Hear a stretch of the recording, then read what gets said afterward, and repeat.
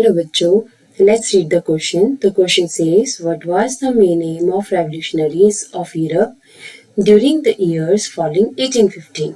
Question हमसे कहा जा रहा है कि यूरोप में 1815 के ईयर्स में रेवोल्यूशनरीज जो थे उनका मेन एम क्या था, वो क्या एम लेकर आगे अपना रेवोल्यूशन कर रहे थे. So let's read about the answer. Answer read करते हैं. Answer says during the years following 1815, the fear of repression drove many nationalists underground.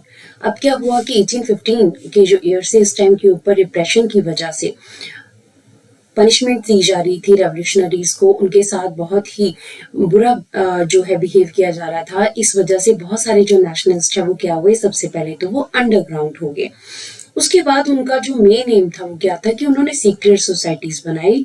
Secret societies formed to train the revolutionaries and spread their ideas. ठीक है, revolutionaries को train करने के लिए और अपने आइडियाज को स्प्रेड करने के लिए सबसे पहले तो उन्होंने सीक्रेट सोसाइटीज को बनाया.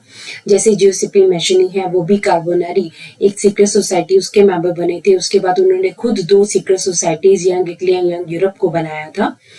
Third says to be revolutionary at this time. इस टाइम पे रेवोल्यूशनरी होने का जो मीनिंग है वो क्या था, meant to oppose the monarchical forms that had been established after the Vienna Congress and to fight for liberty. अब यहाँ पे इनका जो मेन मकसद सीक्रेट सोसाइटीज को भी फॉर्म करने का या इसके बाद 1815 के बाद के जो ईयर्स थे इनका जो मेन एम था मोनार्किकल फॉर्म्स को खत्म करना, यानी कि डिस्पोटिक रूलर्स जो है उनको फिनिश करना, जो वियना कांग्रेस के बाद दोबारा से फॉर्म हुए थे, और लिबर्टी आज़ादी के लिए फिर से जो है स्ट्रगल करना.